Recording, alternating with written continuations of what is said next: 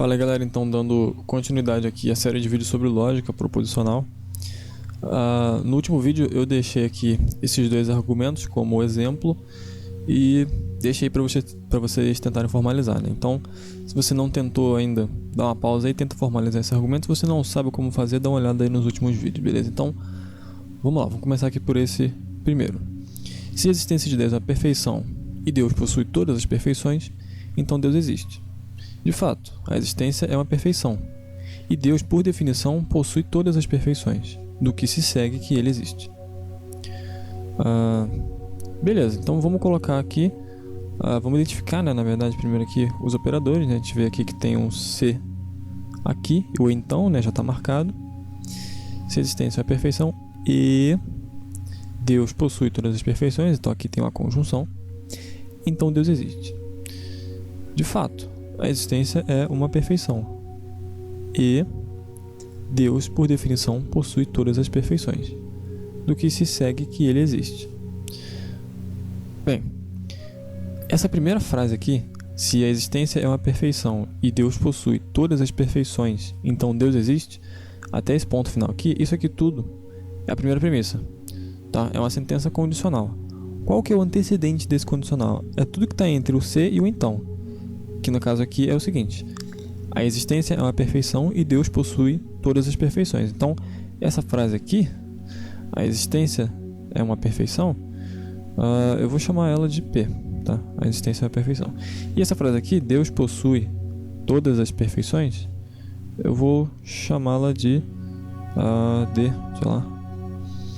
Beleza?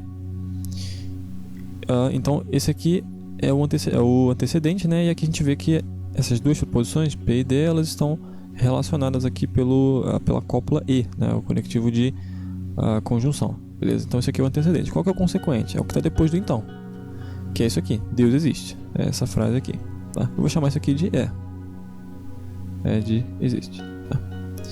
Beleza, essa aqui é a primeira premissa. E a gente continua aqui. De fato, a existência é uma perfeição. Então, a gente pode... Esse de fato aqui ele não faz diferença, tá? Ele seria mais uma partícula enfática no argumento, mas ele não é importante para a formalização. Foi o que eu falei no último vídeo. Tem umas coisas que não são importantes para a formalização, tem outras que são, tá? Então, a existência é uma perfeição. Bem, a gente chamou aqui em cima essa mesma frase de P, né? A existência é perfeição, a gente chamou ela de P. Então aqui a gente coloca um P de novo, que é a mesma frase. Aqui a gente tem o E, né? A conjunção de novo. E Deus, por definição, possui todas as perfeições. Aqui em cima, a gente chamou essa frase aqui de cima de D. Essa frase aqui diz que Deus possui todas as perfeições. E aqui embaixo está dizendo que Deus, por definição, possui todas as perfeições. Esse por definição aqui também é irrelevante para a validade do argumento, tá? Essa frase aqui importa só que ela está dizendo que Deus possui todas as perfeições. Portanto, a gente chama isso aqui de D, tá? Que é essa mesma frase aqui de cima. Beleza? E aqui a gente tem do que se segue que ele existe. Ele quem? Deus, né?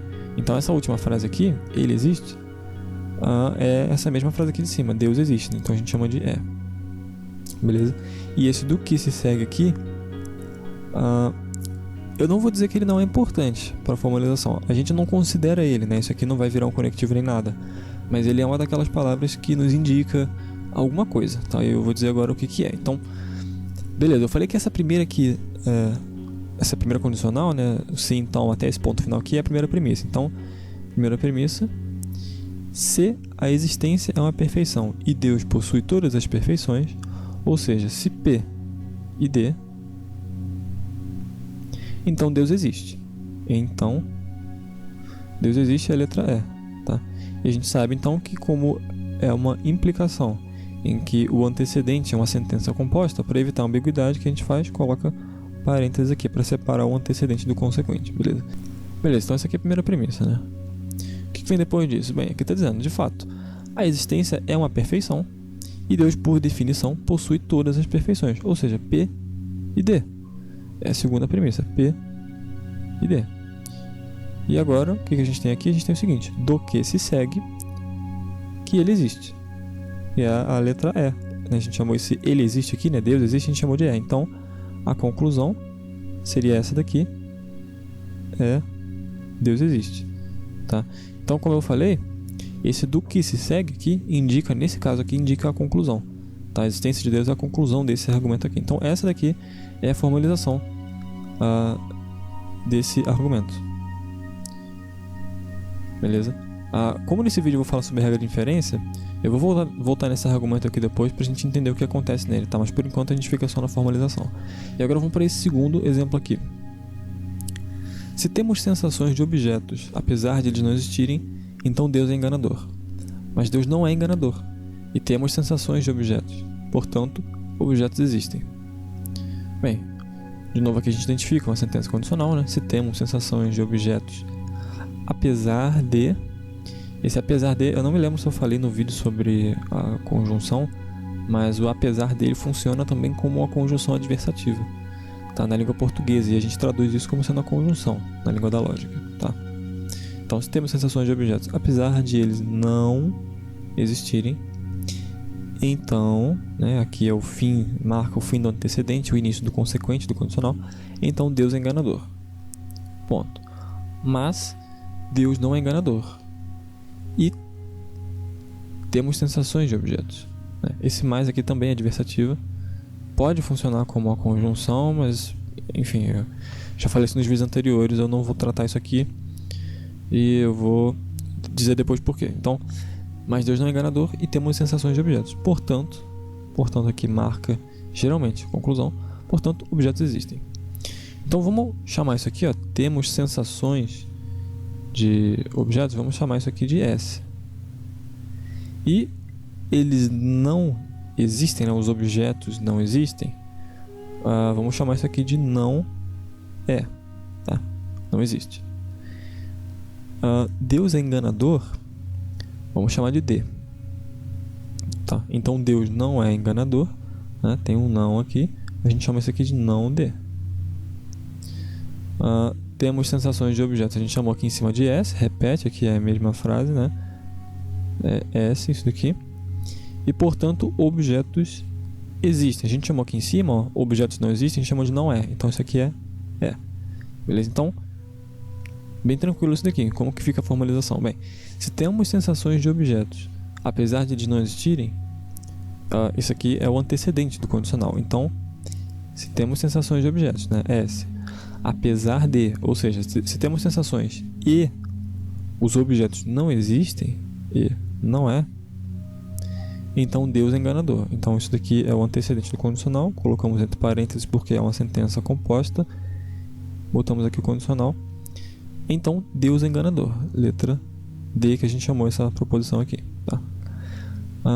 Mas Deus não é enganador. Aí, como eu falei, o mais aqui ele pode ser interpretado como uma conjunção, tá? E aí a gente teria que colocar aqui no caso outro parênteses aqui para fazer a conjunção disso com o não de, tá?